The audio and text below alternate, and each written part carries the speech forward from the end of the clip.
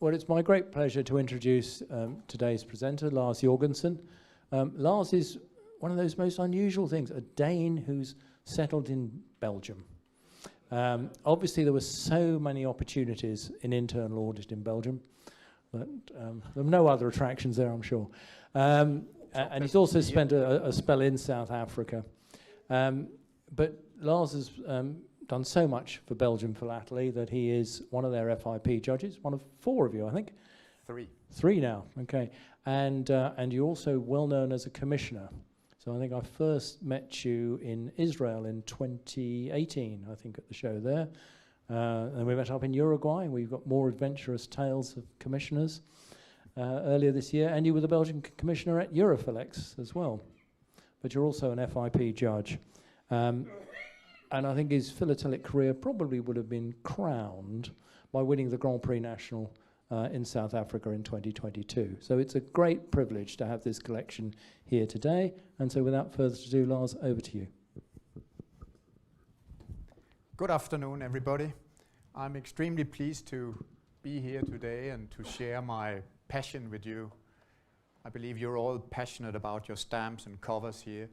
And my particular passion is Transvaal. I collect other stuff, but Transvaal is where I put most of my hours and most of my money. And the result you've seen upstairs. And I'll try and share with you some of the ins and outs of Transvaal Philately here today. It's a very complex area, and to do it in 30 minutes is impossible. So time is relative, so it'll not be 30 minutes, it'll be 30 minutes plus. I don't come here so often. I try to be here at least once a year, but every time I come, I go half flight of stairs up the staircase and greet my idol, Mr. Yardley. He's also here. He's if not the first, then the second most important writer on Transvaal Philately. He did a tremendous paper published in a 2-volume work. I quoted in the handout, and it's a standing quality. It's fantastic. It's written 120 years ago, but it's just so good what he's written. Now, our knowledge is progressing. We are all building on each other, and there's been others since Yardley. Love was a big contributor. There's been Curl, Baston, Major Criddle, Alan Drysdale, and everybody have added something, and I hope I've also added a bit to the Transvaal Philately. Transvaal is located in the northeast of today's South Africa. So there it is. And I said it'll not be 30 minutes, it'll be more than that, but I could do it in 2 minutes because there we are. This is the story. 1869, stamps are produced and received in Germany, and they are received in Zuid Afrikaansche Republiek. That was the Boer name for the area.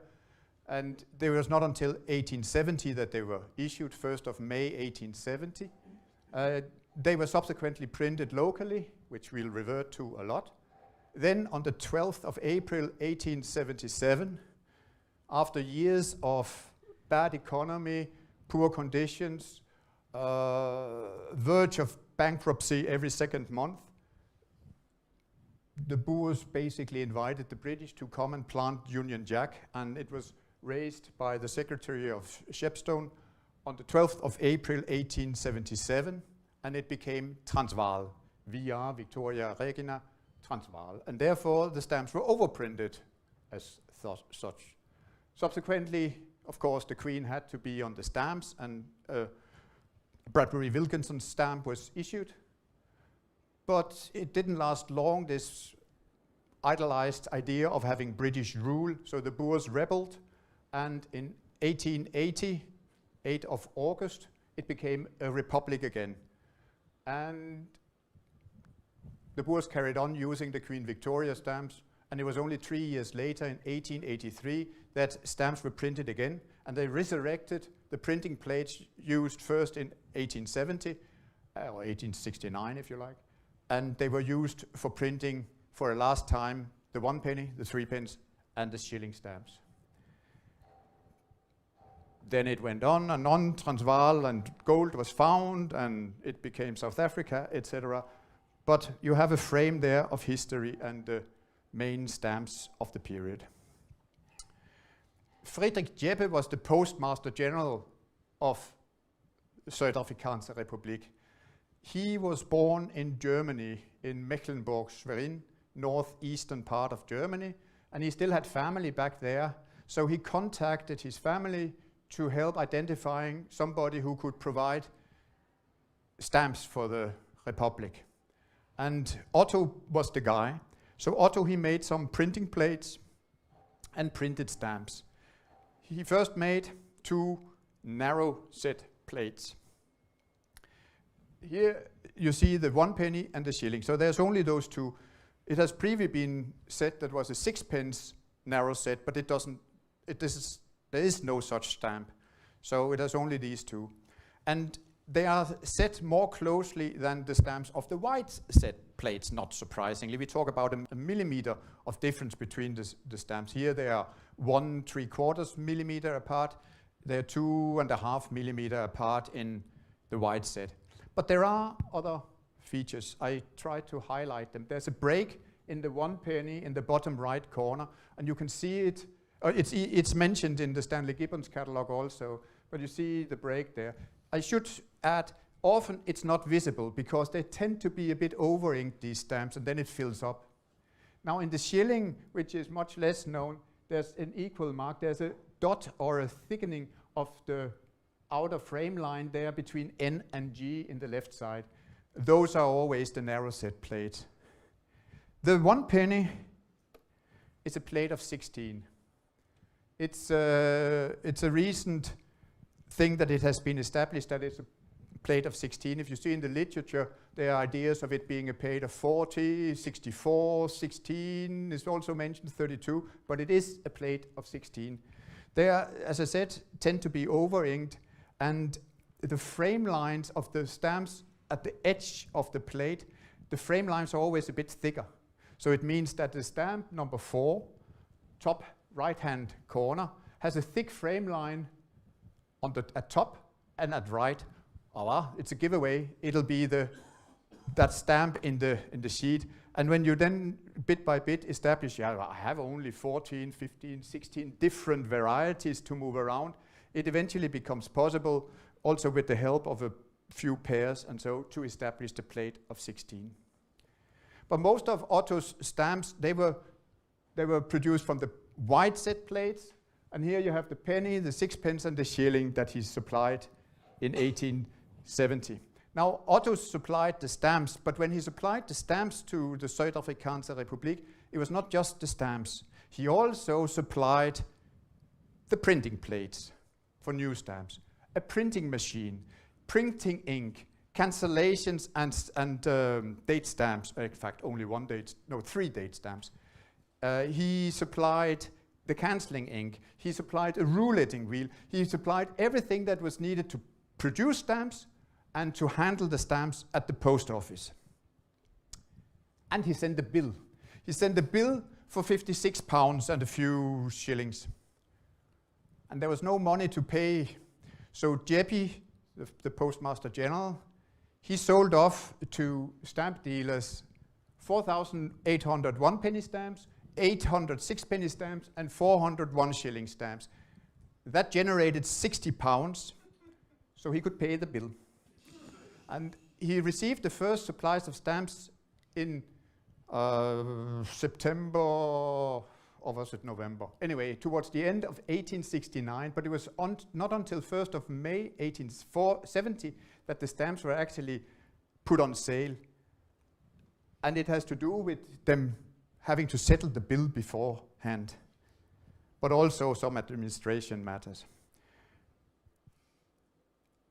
A fourth value was issued 1 year later, in June 71. The stamp was ordered in 1870, also from Otto. So Otto also made the printing plate for the 3 pence, and the printing plate was also supplied to South Africa. But the stamp itself was not issued until or received and issued until 1871.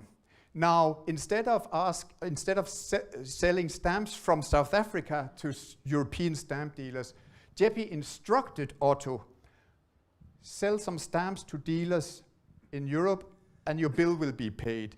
So 2,000 stamps were sold to Gibbons and other dealers in Europe to finance the bill for the 3 pence.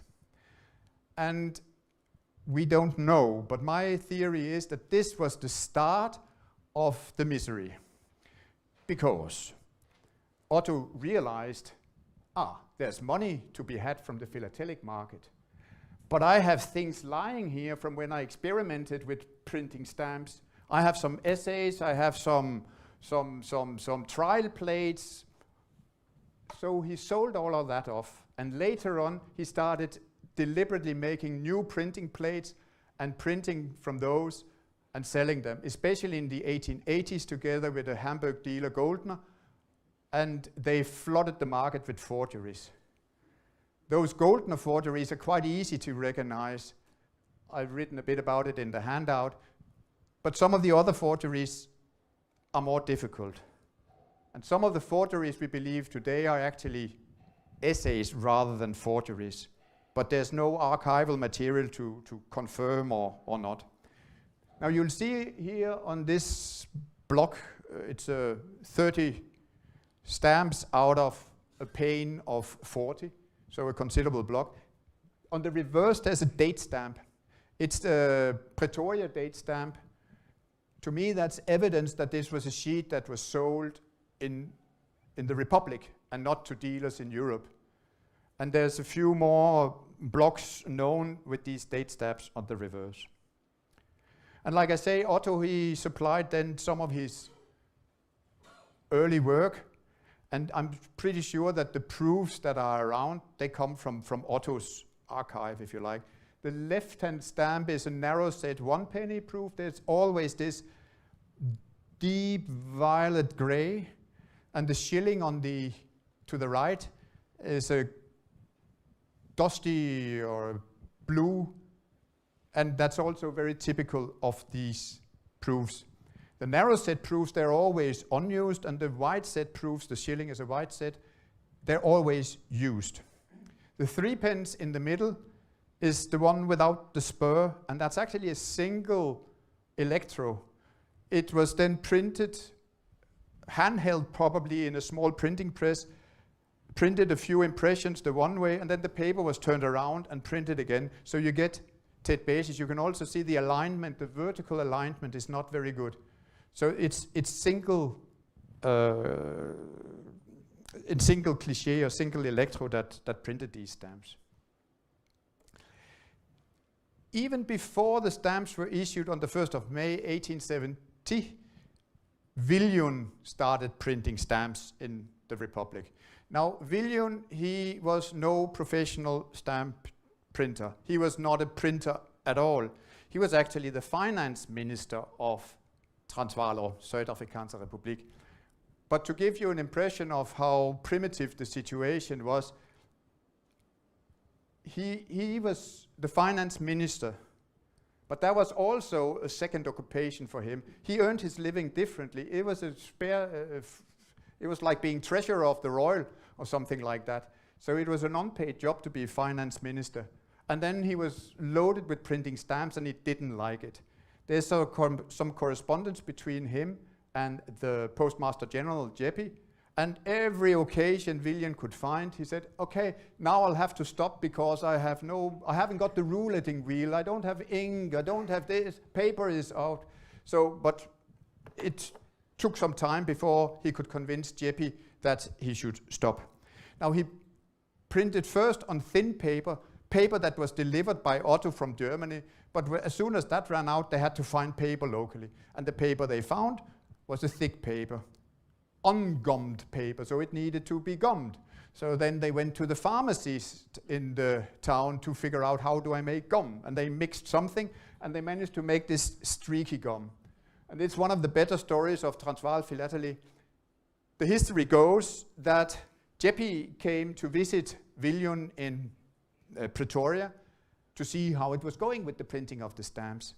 And here, William had put stamp sheets out in his living room all over the place where they were lying. The gum was lying out for drying. There was one of his complaints, the gum just doesn't dry. But so it was everywhere.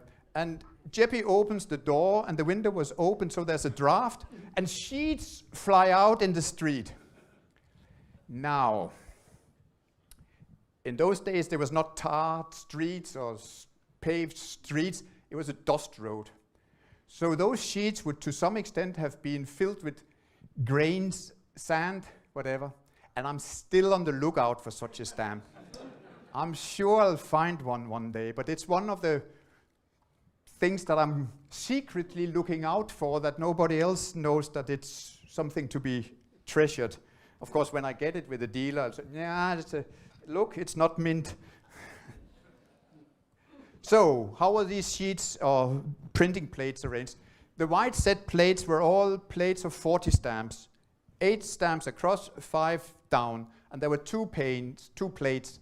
We call them left and right, because when they were used together, the left plate was always left, your left, and the right plane was always right. There's no doubt about that there was a locking mechanism, so it was that was the only way they could fit together and be used jointly.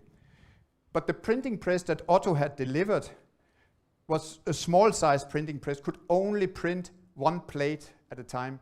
So the first 4 printers the first 3 local printers printed from single plates always. Only the last Republican printer, Selliers, under the Stamp Commission, printed with double plates. So here's a William sheet, and this is a, have I written what sheet it is? I don't remember.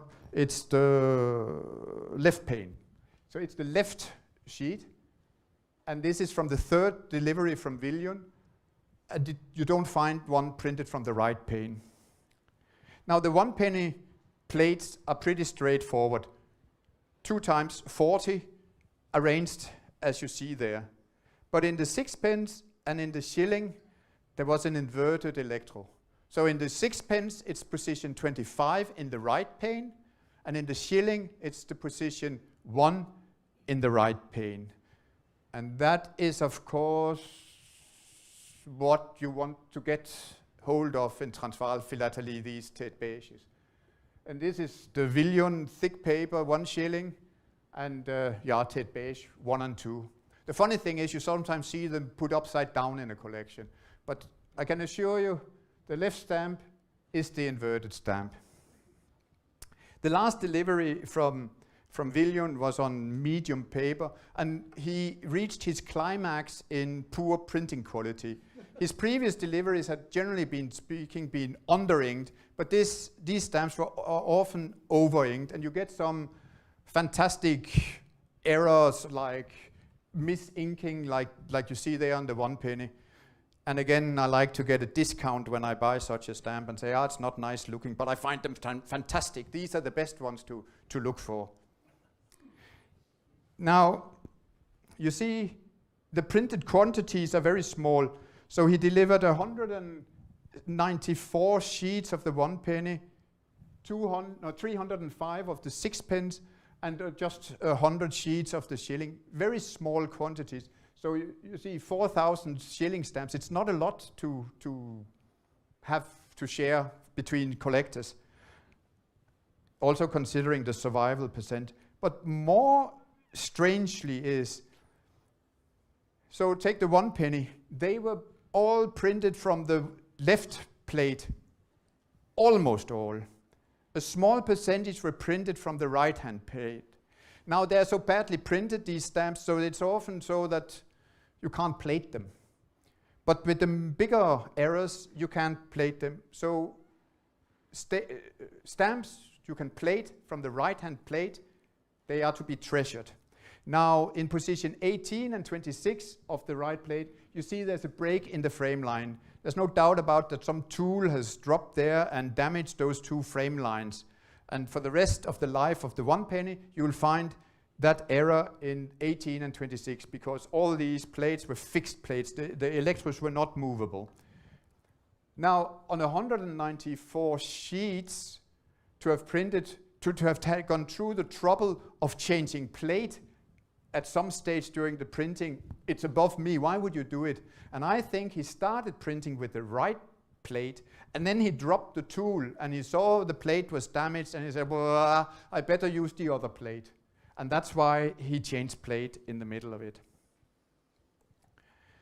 You don't find a lot of covers of these stamps, but here's a bisect Villion shilling to pay the 6p domestic rate. The bisects were never officialized, but they were condoned. They were accepted. There are a few suspicious bisect covers around.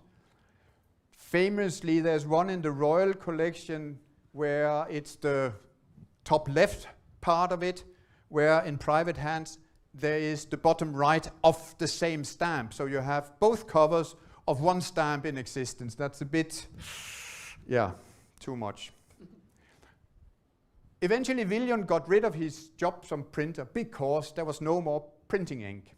So where do you go if you need stamps printed? You go where there is printing ink. And Boreas was a publisher of a newspaper, so he had printing ink. And which printing ink do you have when you print newspapers? Yeah, it's not a Sunday newspaper. It was a, I don't know, 4 or 6 page little flimsy thing, but he printed in black.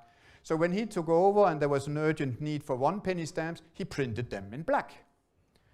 And he printed actually these stamps in very good quality. These 1p black, 24,000 of them, again, not a lot.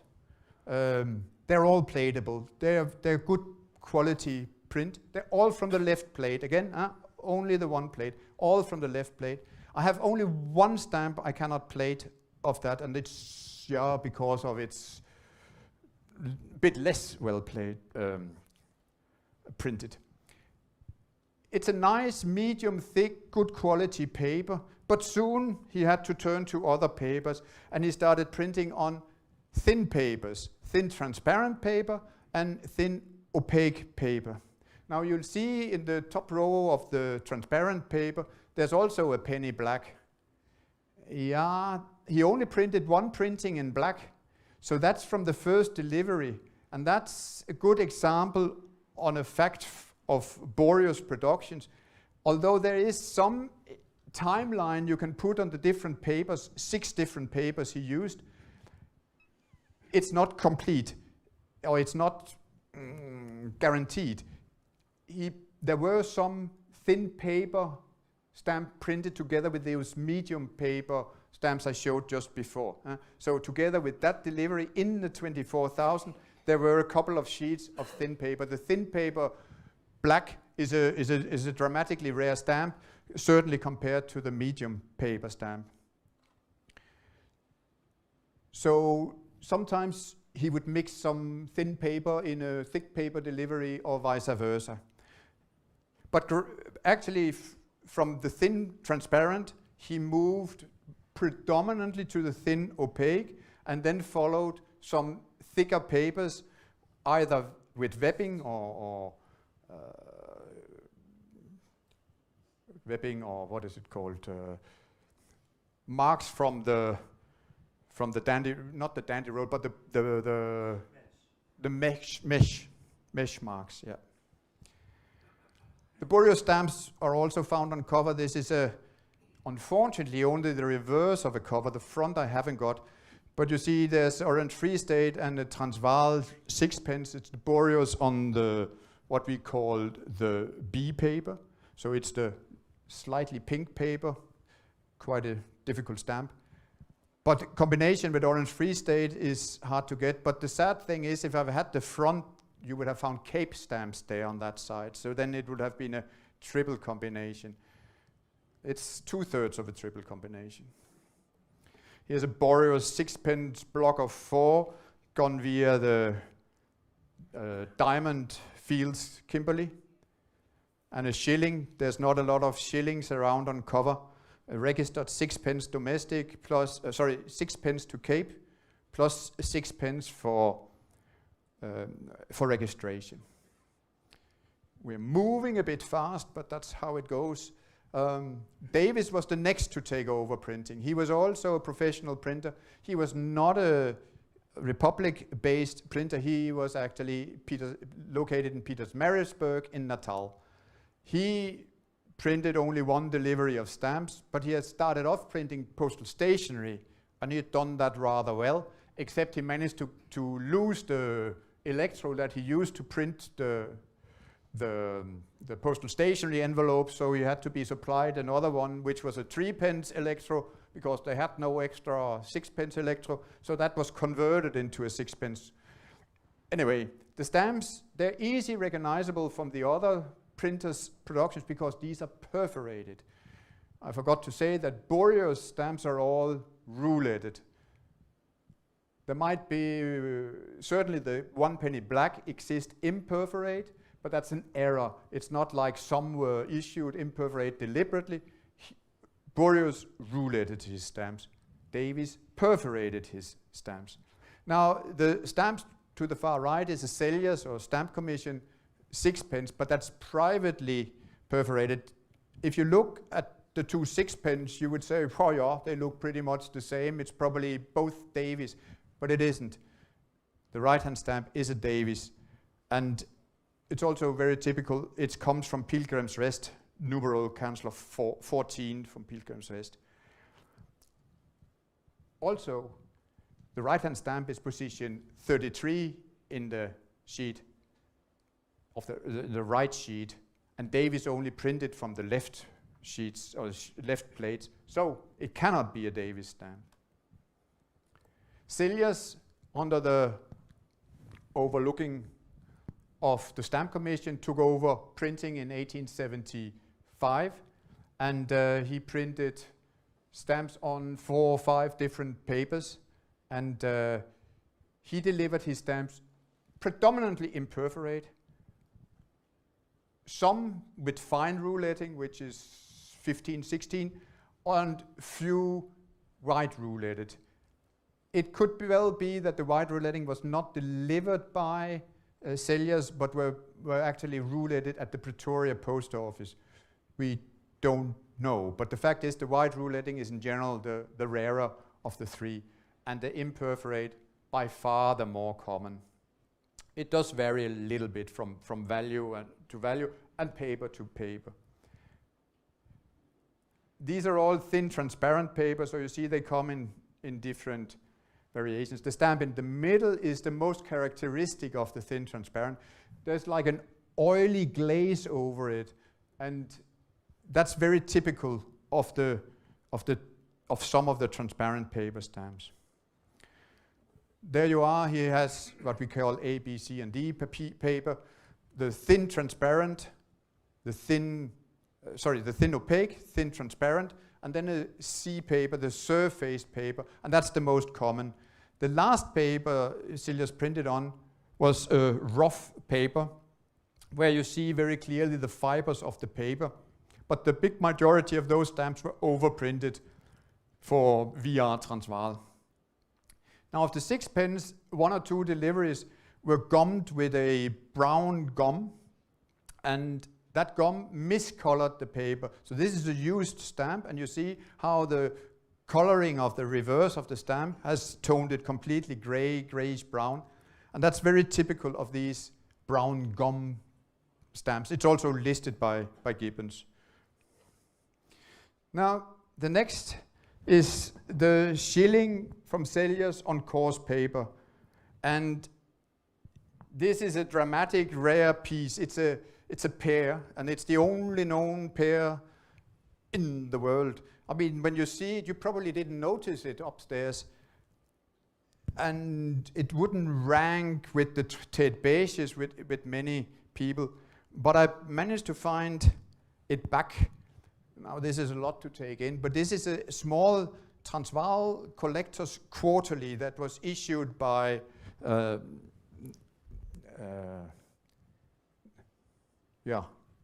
Nackwillen. And there were only 2 issues of this, but in this he's referring to the sale of the Pierce collection. And in that sale, you see on the right-hand page a few lot listed.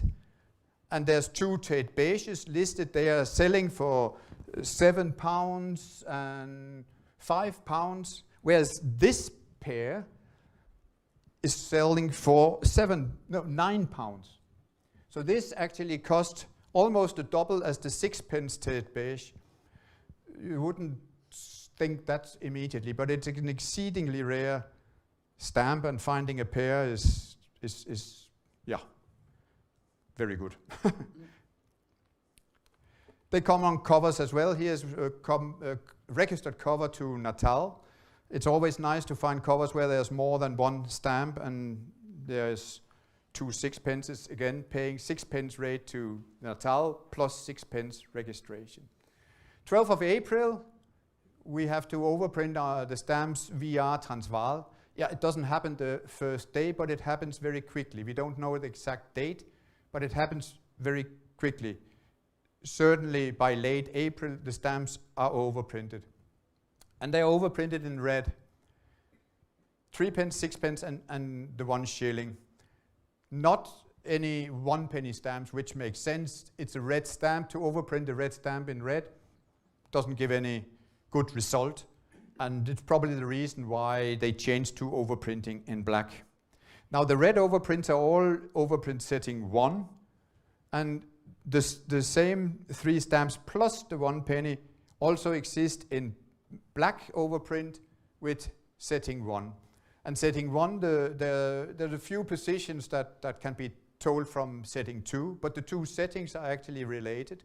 But the big difference is position 11. It was a setting of 40.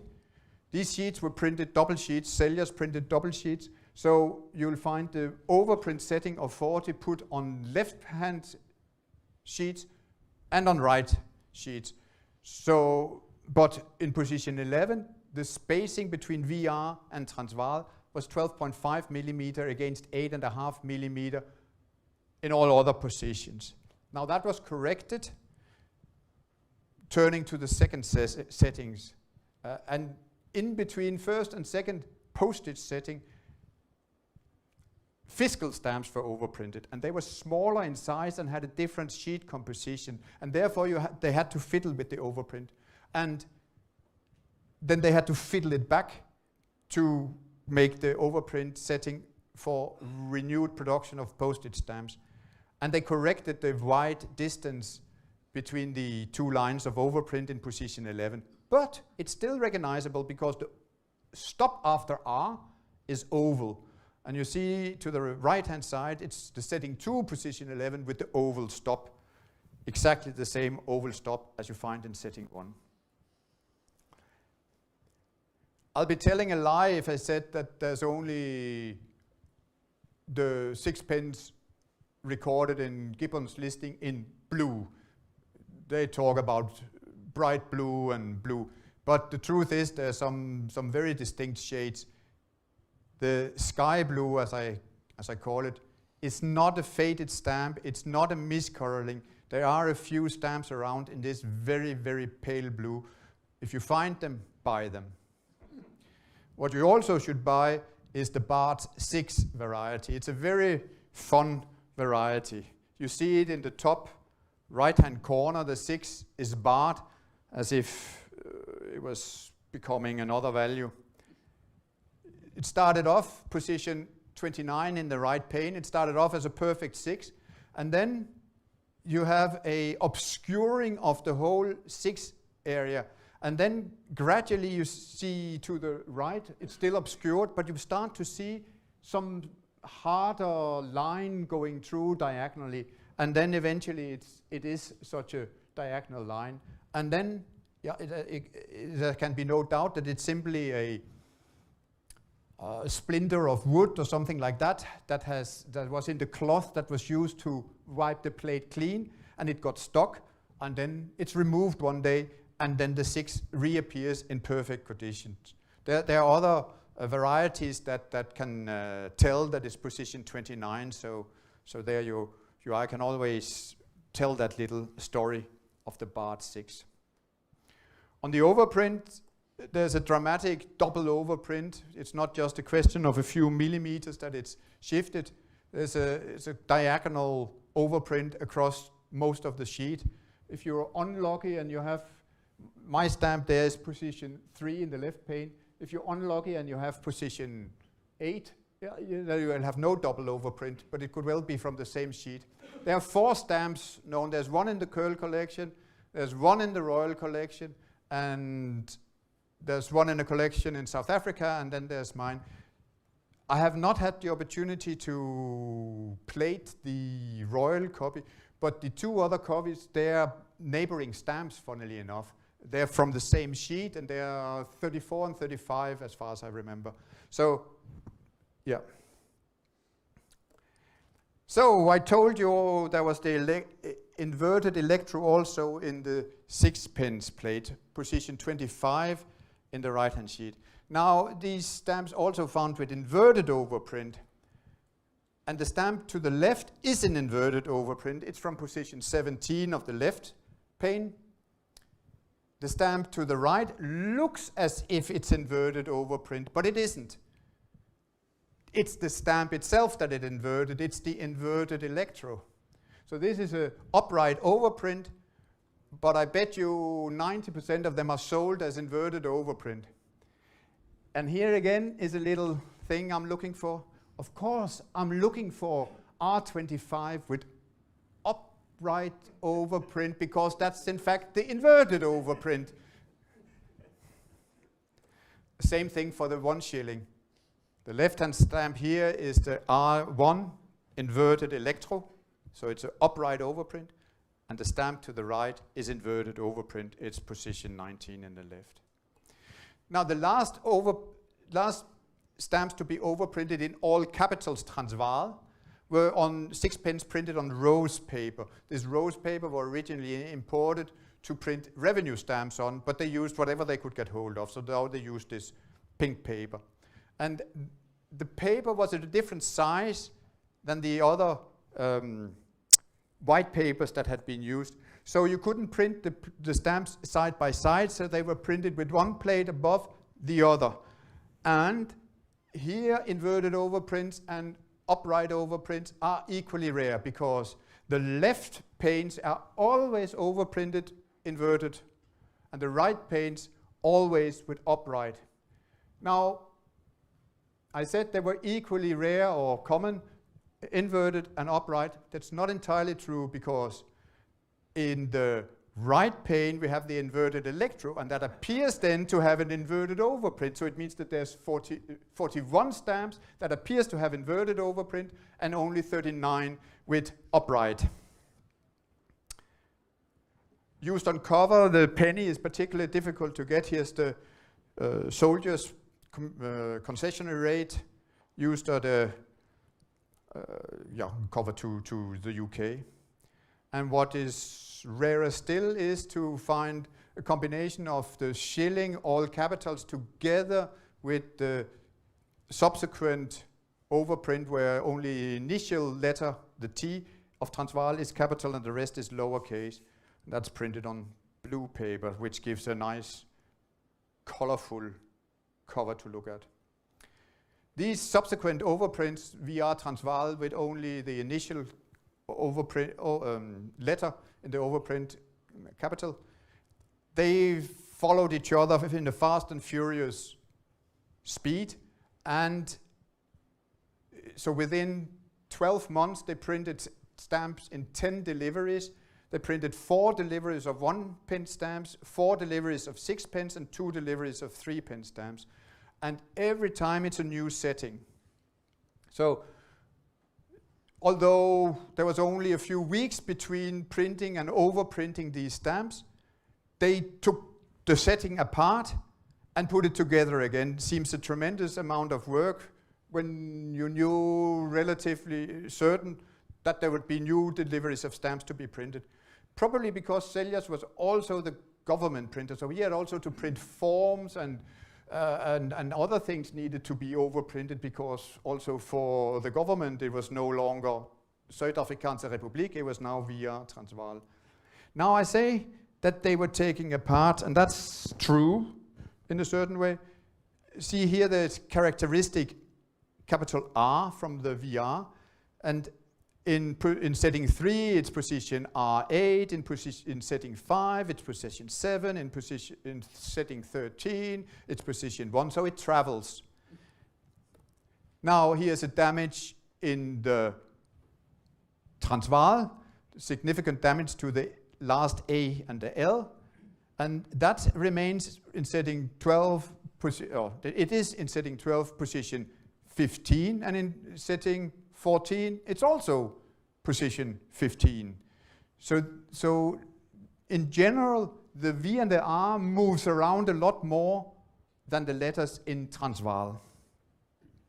Some of the most characteristic overprint errors is it's a truncated V. It's also been known as a Y that has had the tail cut off, but it is a V that is shortened.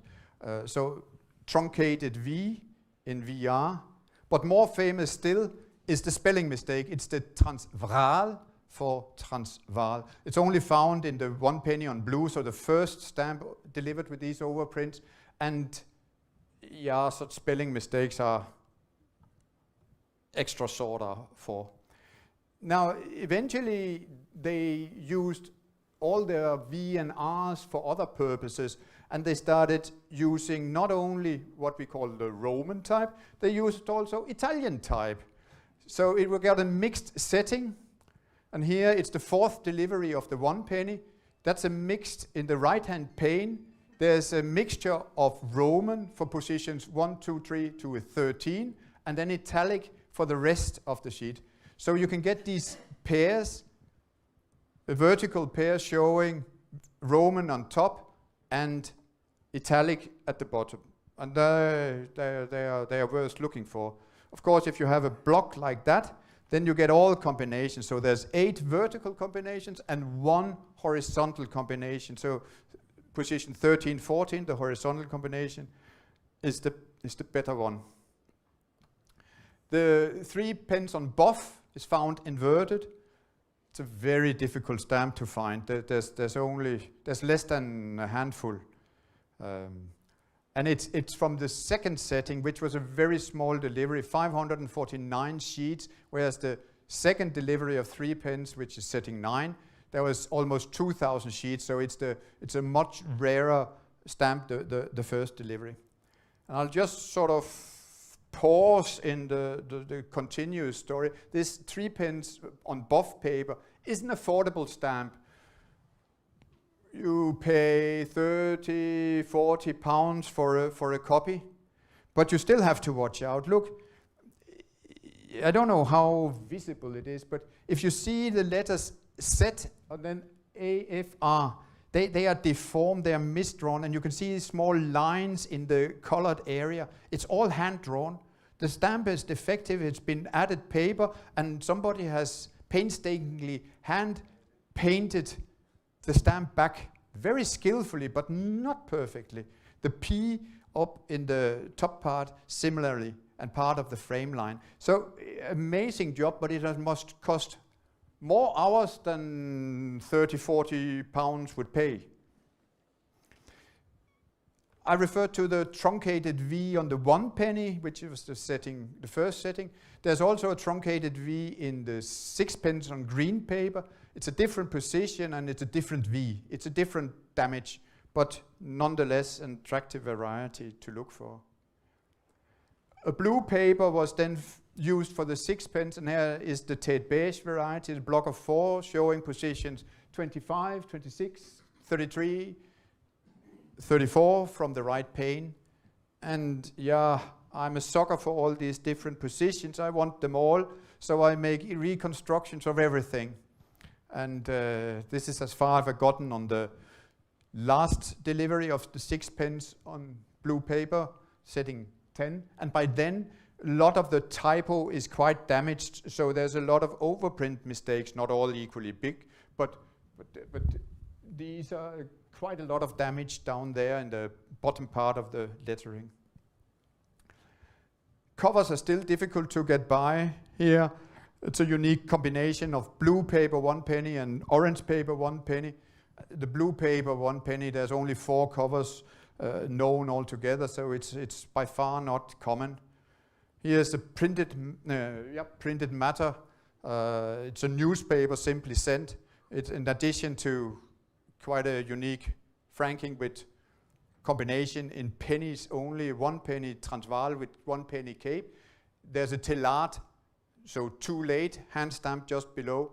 It's not that there's a late fee paid, it means what it says, it's too late. So it couldn't get with the first post foreseen, it had to wait for the next post. I said earlier on that anything with more than 1 stamp was to be treasured, and here you have 4 stamps paying the 10 pence rate via Natal to the UK. Via Cape at the time it was 12 pence, 6 pence Transvaal plus 6 pence Cape. So the need for combining 2 different nations of stamps ceased in Natal before it did in Cape. It was not until it was in 1878 for Natal that they accepted Transvaal stamps to pay the full postage, whereas in Cape it was only on 1880. Then arrived from the UK, of course they were ordered some time before, some lovely engraved stamps from Bradbury Wilkinson. They came, the 1 penny, 3 pence, 4 pence, 6 pence, 1 shilling and 2 shilling. The halfpenny came 2 years later, but they are beautiful stamps. There are 2 printings of them all except the halfpenny.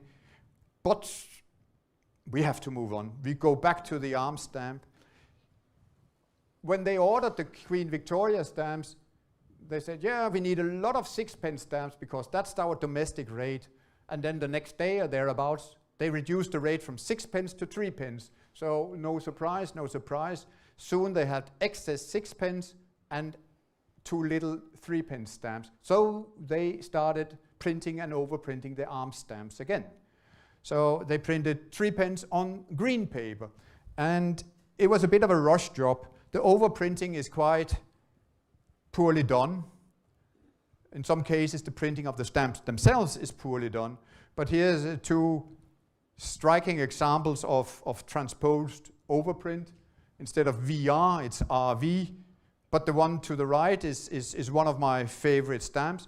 It's the overprint has shifted, and you see the bottom part of a Roman VR and the top part of an italic VR. So you have a Roman italic VR set tenant on 1 stamp. That's difficult.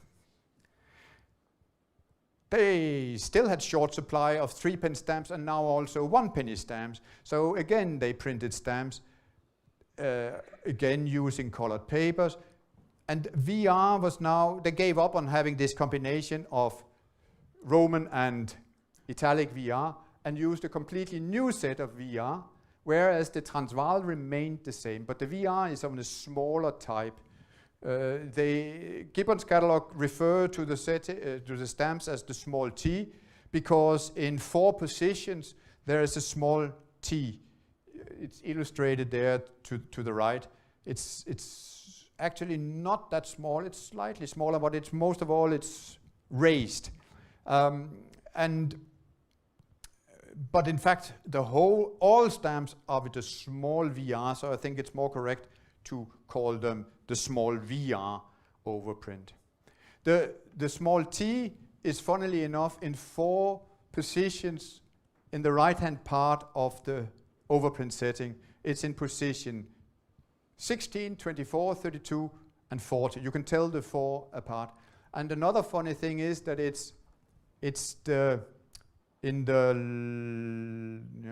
I get it right here now? It's in the left pane of the 1 penny and in the right pane of the 3 pence. So the main difference between the 2 settings is swap the 2 overprinting plates around. Then we had the first Boer War and it became a republic. And as I said earlier on, it took a bit of time before they printed stamps again. But in 1883, they started printing again with the same old printing plates, but the stamps look completely different. They are now perforated, and yeah, that's the main difference. But the color choice for the 3 pence, for instance, is orange or black on yellow, on pink, completely different. Admittedly, the shilling and the 1 penny is a bit in style with previous issues. I could tell a couple of hours about this, so I won't. But I will finish with showing those 3 values, the penny, the 3 pence, and the shilling on a cover with the Queen Victoria stamp, because, as I said, there was plenty of those around because they had misjudged the need for those stamps. So in 1883, 84, these 4 stamps were the only stamps available in Transvaal. It was the only stamps used and available, and then they are all there on one cover, correctly franked, registered cover to Austria. Now this was a very fast version, and I know it was not 30 minutes, but there you have it. Thank you very much.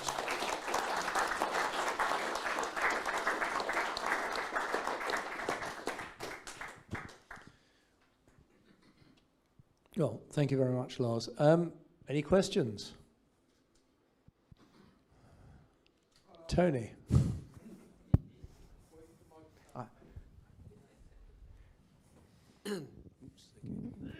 Thank you very much, Lars. I enjoyed your presentation downstairs and also your vocal presentation, which was very well done. Thank you so much.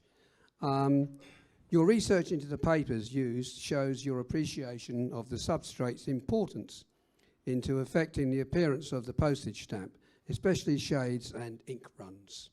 And also I spotted, as I've done some printing myself in the past as a boy, some of these blobs are ink that hasn't been spread out properly, and also some of the plates, some of the full sheets you showed, some of that, whoever did when you put some hard ink onto the disc, you should spread it out evenly, and that takes quite a bit of skill to do that. Now I've got a question which I might be barking up the wrong tree here. It's about the design of the arms. You mentioned Mr. Otto. Was he German? He was German, yes. Yeah, so some of the stamps you showed the scarecrow eagle. Yeah. But the eagle he used looked exactly like the imperial eagle, the German imperial eagle, which I think he copied. That's just a comment. Yeah, the closed wings eagle is more like an... It's also used by other countries as well, like Mexico. Yeah. But it is, of course, the Transvaal coat of arms, and with the crest and the, I don't know, logo, no, what the Eindracht Macht. Unity is strength. Yeah. Motto. There. Motto, that's right, yes. I've got a question on the covered wagon at the bottom design in the shield. I was trying to look for a single shaft and the double shaft varieties. The single shaft is for oxen-drawn covered wagons because they're too fat, they're too wide. And the double shaft is for mule-drawn, probably use mules rather than horses. Is this just the differences? Is it just artistic license, or do you think it was a deliberate change for the foretrekkers, the pioneers? Oh, it's clearly deliberate to have the single shaft, because the subsequent issue, that's where you have the change that were first issued with a double shaft and then with the single. So it was corrected. So those stamps were re-engraved, plates were reproduced. But in this period, you don't have this question. They are all, let's say, with the one single shaft. So. Right. Okay. I didn't know if there was a significance, because one would have been for oxen. Yeah. So they are the origin of having the wagon in the crest is the foretrekkers. Oh, the pioneers. So the history is that the Dutch population settled in the Cape and stayed there and were happy. The British came, and gradually there was a bit of disagreement, and there was the Great Trek. So 1835-36, most of the Boers trekked with ox-driven wagons north.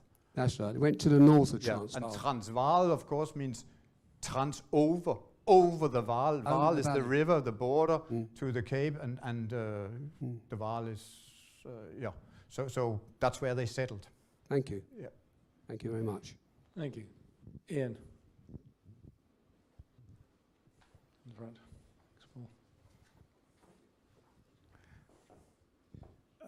My question is related to the plates and the wide setting and the narrow setting. Were these plates made at the same time and shipped over at the same time? In which case, why were the two settings made? Or were they done at a separate time? So I show the alternative plates of the 1 penny upstairs, and I've made some writing there's quite extensively about them as well. And there it's clear that at least 2 plates are plates of 4.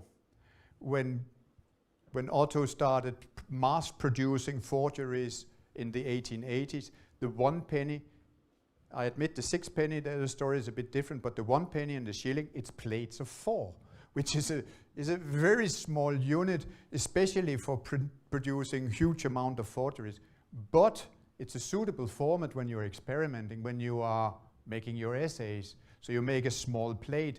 And like I say, I'm pretty sure that the early, what it has been historically considered as Otto forgeries, are essays, and that he moved from those essays to the narrow set plates, which was a smallish size, to see how that would work out. And then he probably had a bit of issues with rouletting because there was not enough space between the stamps, and turned to 40, which is also a weird number because 40 doesn't fit the UK currency, 40 pence, what is that? That's nothing. So what is it, 3 shilling and a bit? So yeah. So I just think it probably the size the printing press could take. Yeah. Obviously, one of the logics for making them slightly wider apart is when you start perforating, because you need more room to perforate than perhaps rouletting. But so are you saying that the narrow setting were in small sheets of 4? No, the narrow setting, the 1 penny is a setting of 16. Okay, narrow, but the wider ones were 4s, which were probably... No, the narrow 1 penny is a plate of 16. The essays, let's call them, there are 2 essays which are probably just single electro of the 1 penny, and then there are 2 essays which are plates of 4. Well, sure. And the reason you do blocks of 4 is if you're selling to the philatelic market, they all want blocks of 4s or pairs, or preferably blocks of 6, and that's why the forgers nearly always made mini sheets of that size. Yeah.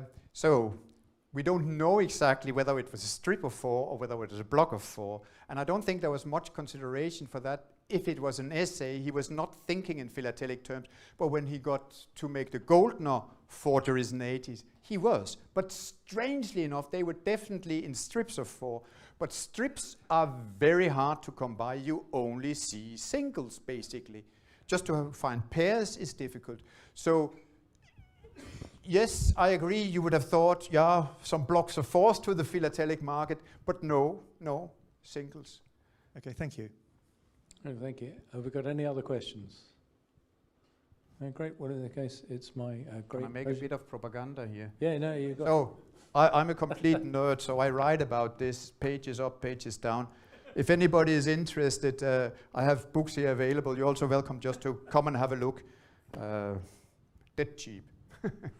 Right. So, time for the vote of thanks. So, Danna Strydom's kindly agreed to present.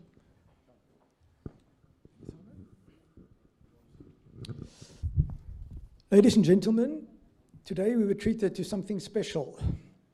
Transvaal displays at the Royal have been few and far between. My limited research suggests that Dr. Alan Drysdale did the last display in April 1993, and before that, Major Harold Criddle in the early 1980s.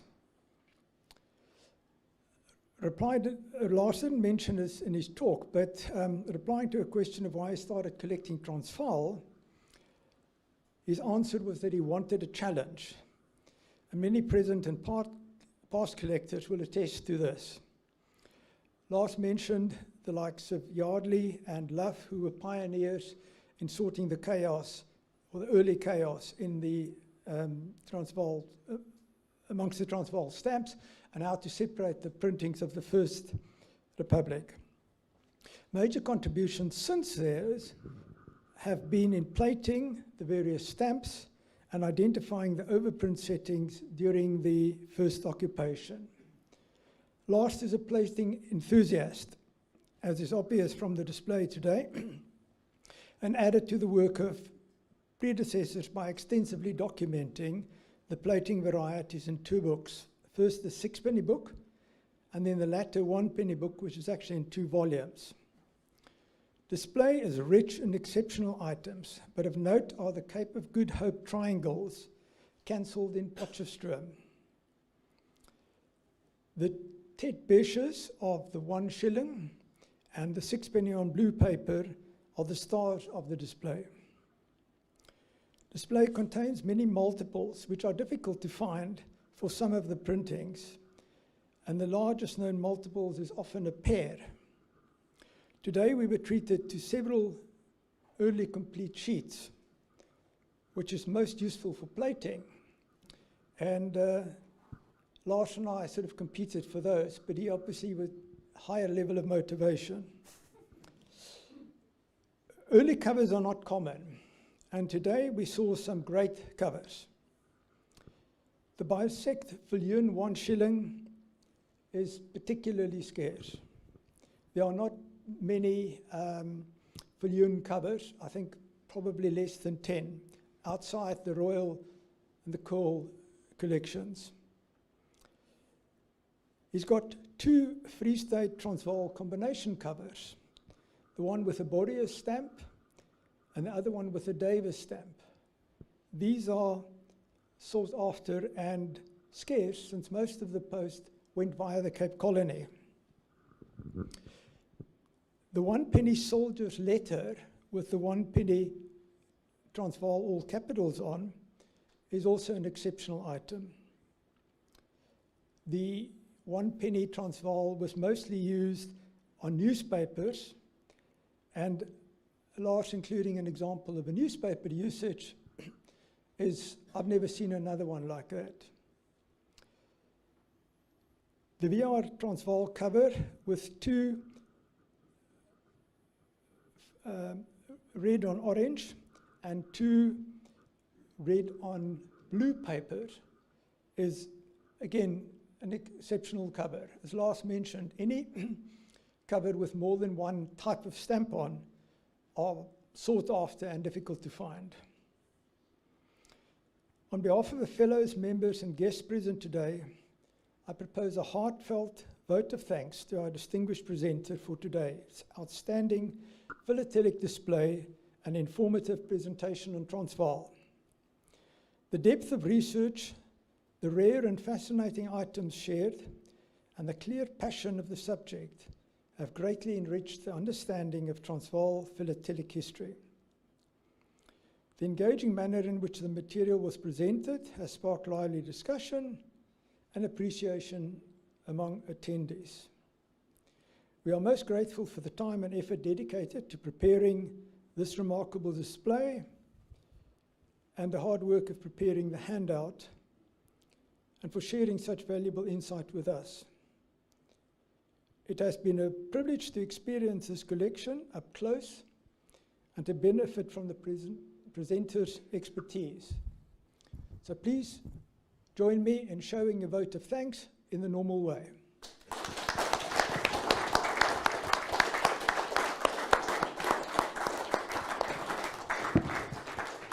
Thank you very much. Well, thank you very much, Donna.